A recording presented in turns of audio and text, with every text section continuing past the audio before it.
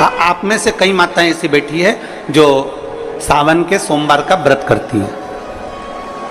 कौन कौन ने करा था सावन के सोमवार का व्रत? हमने भी करा था, तो हम भी उठाए। ठीक है, आप लोगों ने व्रत किया ना। अब आप में से और हम में से कई माता बहन भाई ऐसे होंगे जो व्रत करे होंगे, तो उन्होंने एक टाइम फलार किया होगा, एक टाइम जम के बोलो भोजन किया होगा। आप में से कई लोग ऐसे होंगे जिन्होंने एक टाइम फलार करा तो दूसरे समय पर भी फलार किया होगा। आप में से कुछ लोग ऐसे होंगे जो एक टाइम केवल फलाहार करे होंगे, दूसरे समय कुछ भी नहीं लिया। बोलो बोलो, सही है कि गलत है? अब ईमानदारी से बोलना। आप में से कई लोग ऐसे होंगे जिन्होंने दिन भर कुछ भी नहीं खाया होगा, केवल एक गिलास दूध, एक फल और बाबा का प्रसाद लेकर और व्रत कर लिया। अब आप में से कई लोग ऐसे भी होंगे जिन्होंने दोनों समय भोजन करा होगा और सवेरे नाश्ता भी किया होगा, दिन में पानी पूरी भी खाई होगी, शाम को थोड़ा भगर में, सब खाया। अब जरा बहुत बहुत गहन चिंतन वाला विषय है, जरा ध्यान दीजिएगा।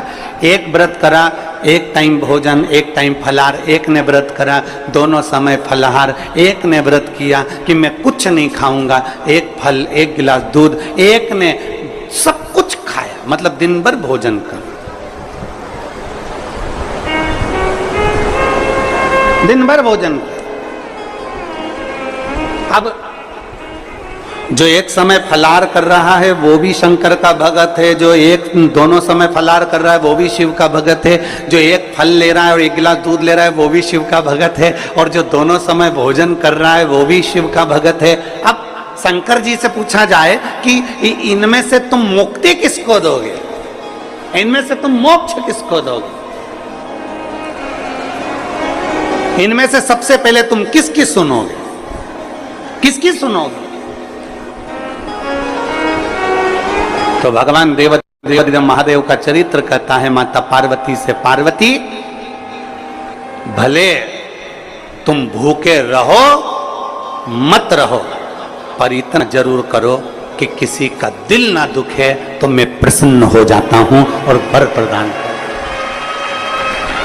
तुमने व्रत किया ना किया, तुमने साधना करी ना करी, तुमने तप किया ना किया, तुमने उपास किया ना किया, पर इतना जरूर करो कि जिस दिन तुम्हारा व्रत, जिस दिन तुम्हारा उपास है, उस दिन तुम्हारे मुख से अपशब्द ना निकले। जिस दिन तुम्हारा व्रत है उस दिन तुम्हारे मुख से आड़ा टेढ़ा ना निकले। जिस दिन तुम्हारा व्रत है उस दिन तुम अपने पिता,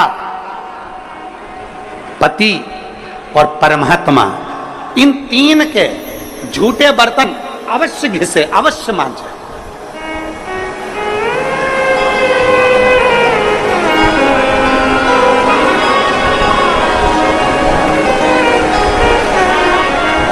घर के सारे बर्तन, बर्तन मांजने वाली कोई आए वो मांजे, मना नहीं है, पर 3 बर्तन अपने को खुद मांजना चाहिए।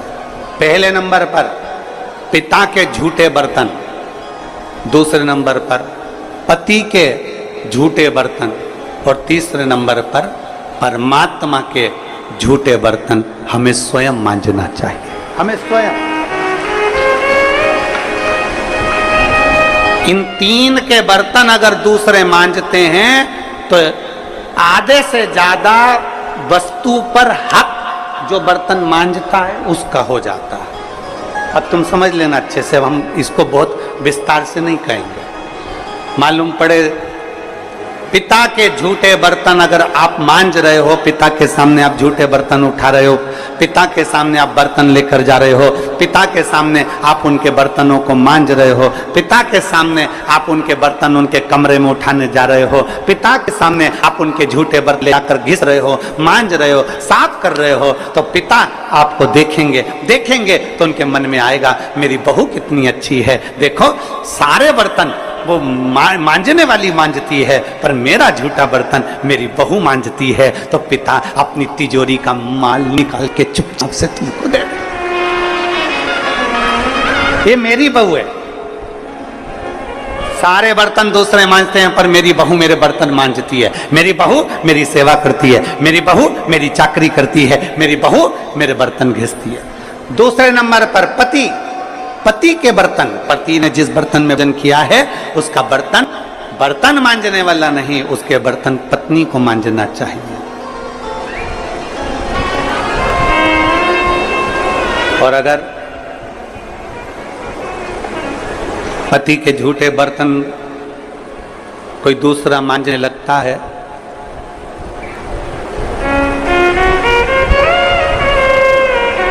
तो एक दिन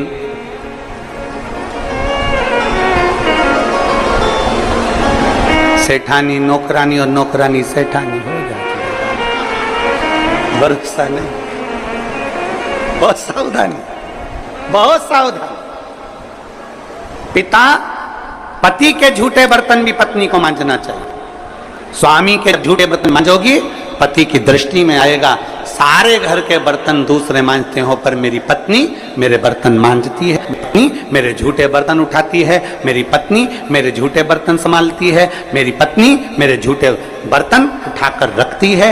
मतलब उसकी दृष्टि में आपका भाव बढ़ता चले जाएगा। तो आपको जिस दिन तुम बोलो कि मुझे ये चाहिए, पति को याद आ जाएगा ये मेरी सेवा करती है, झूठे बर्तन तक संभालती है, तो तुरंत साड़ी भी दिलाएगा, करवा चौथ अंगूठी भी दिलाएगा, निश्चित। एक पिता, एक पति, और तीसरे नंबर पर बोलो, सब बोलो जम के जरा, परमात्मा। तुम्हारे घर में भगवान का मंदिर है, तुम्हारे घर में छोटा सा शिवालय है, तुम्हारे घर में छोटा सा देवालय है, तुम्हारे घर में छोटा सा मंदिर बना हुआ है। उस मंदिर में तुम भगवान की पूजन करती हो, पूजन करने के बाद भगवान को स्नान कराती हो, स्नान करा हुआ बर्तन रखा रहता है, लोटा रखा रहता है जल चढ़ाने वाला, भगवान के भोग लगाने की छोटी सी कटोरी होती है, भगवान को पानी पिलाने का छोटा सा लोटा होता है, कलश होता है, झारी जी होती है, या कोई गिलास होता है।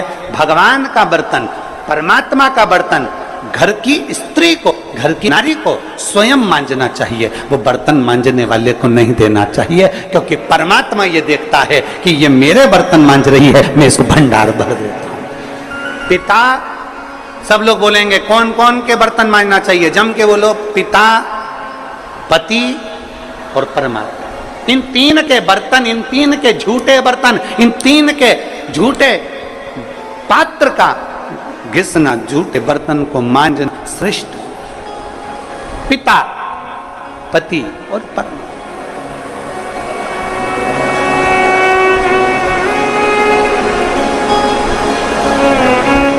श्रेष्ठ।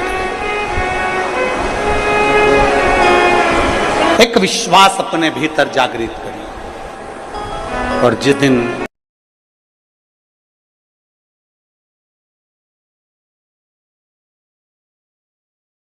कोई सा भी व्रत, आपका सोमवार का व्रत है, आपका शिव जी का अगर कोई व्रत कर रहे हो, तो उस दिन आप भगवान शंकर को चढ़ाने के लिए बेलपत्र मत तोड़ो, एक दिन पहले तोड़ो। क्यों कहा गया? हमारे शास्त्र क्यों कहते हैं कि पशुपतिनाथ का व्रत कर रहे हो तो बेलपत्र को एक दिन पहले तोड़ना, सोमवार का व्रत कर रहे हो तो बेलपत्र को एक दिन पहले तोड़ना, प्रदोष का व्रत कर रहे हो तो एक दिन पहले बेलपत्र को तोड़ना। एक दिन पहले उस बेलपत्र को क्यों तोड़ा जाता है? जिस दिन हमारा व्रत रहता है उस दिन हम बेलपत्र क्यों नहीं तोड़ सकते? तो हमारा शास्त्र कहता है, शिव महापुराण वर्णन करती है कि जिस बेलपत्र की पूजन आप साल भर में अगर एक दिन भी आपने बेलपत्र को जल चढ़ाया है, एक दिन भी बेलपत्र को नमन करा है, एक दिन भी बेलपत्र के वृक्ष को यदि तुमने पूजा है, साल भर में एक दिन भी आपने अगर बेलपत्र की आराधना करी है, तो आप जब जब सोमवार का व्रत रखती हो, प्रदोष का व्रत रखते हो, आप जब जब शिवरात्रि का व्रत रखते हो, आप जब संकट सोमवार का व्रत रखते हो, पशुपति व्रत रखते हो, तो तुम्हारे उस व्रत को सफल बनाने के लिए बेलपत्र का वृक्ष भी तुम्हारे लिए व्रत रखता है, जिससे तुम्हें उस फल की प्राप्ति।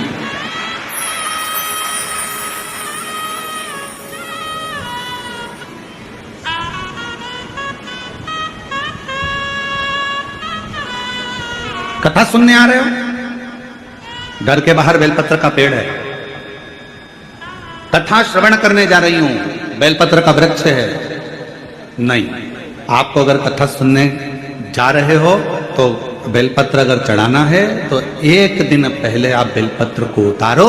कथा सुनने के लिए जा रही हूं और बेलपत्र रास्ते में से तोड़ कथा में जाकर बैठ गई, बेलपत्र शिव पुराण को समर्पित कर दिया या कथा में समर्पित कर दिया या विचार करा कि मेरा बेलपत्र व्यासपीठ तक जाएगा, झोली में डाल दिया। ध्यान रखना, कथा सुनने के लिए आ रही हो, सामने बेलपत्र का वृक्ष दिख गया, उसको झुककर प्रणाम करो, नमन करो और कहो मेरे बाबा, मेरे शंभु, आपका दर्शन कर कर जा रही हूं। मैं जानती हूं इस बेलपत्र के वृक्ष में गौरी शंकर हैं, मैं जानती हूं इस बेलपत्र के वृक्ष में नारायण लक्ष्मी है, मैं जानती हूं इस बेलपत्र के वृक्ष में 64 योगनियां है, मैं जानती हूं इस बेलपत्र के वृक्ष के तने में स्वयं कुबेर बैठकर साधना करता है।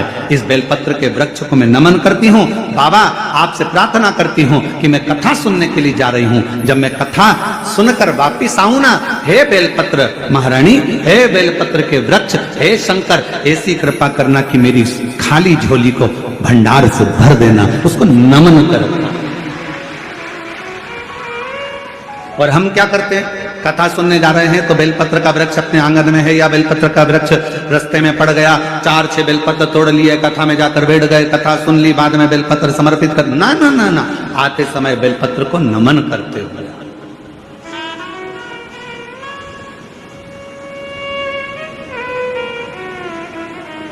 प्रणाम करते हुए,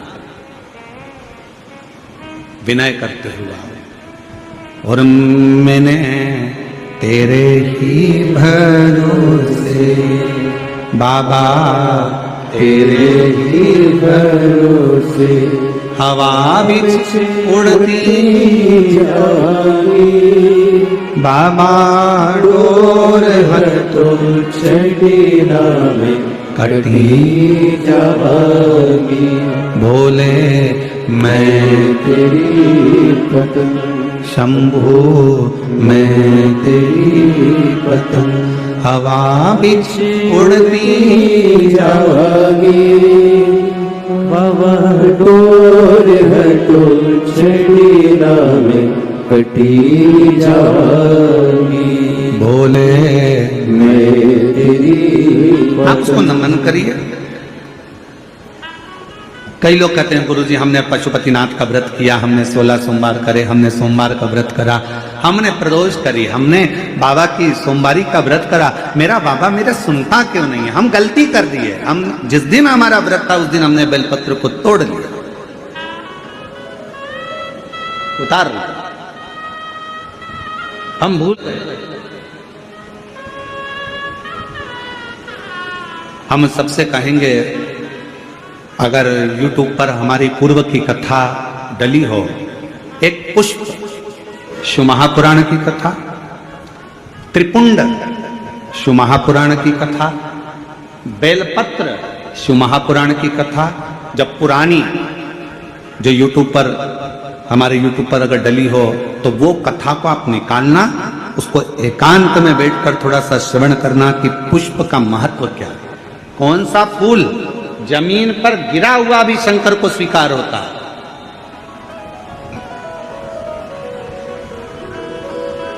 कौन सा पुष्प शिव को किस स्थान पर चढ़ाया जाए,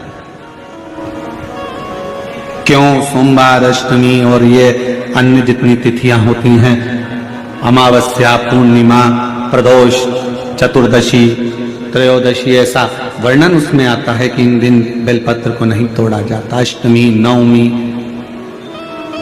ये तिथियां हैं, क्यों नहीं तोड़ा? इसलिए क्या कारण है कि इन तिथियों पर बेलपत्र को नहीं तोड़ा जाता? तो कहा जब हम रोज बेलपत्र को जल चढ़ाते हैं, शंकर की आराधना करते हैं, तो बेलपत्र के वृक्ष के नीचे बैठकर देवता भी हमारे कल्याण की कामना करते हैं।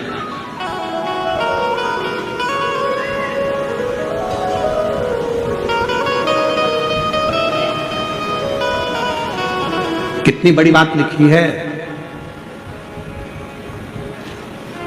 लिंग पुराण को उठाकर अगर आप पढ़ेंगे तो उसमें लिखा है 1.25 किलो सोने के सिंहासन पर कितने किलो? जम जम के बोलो जरा, आवाज नहीं आई। 1.25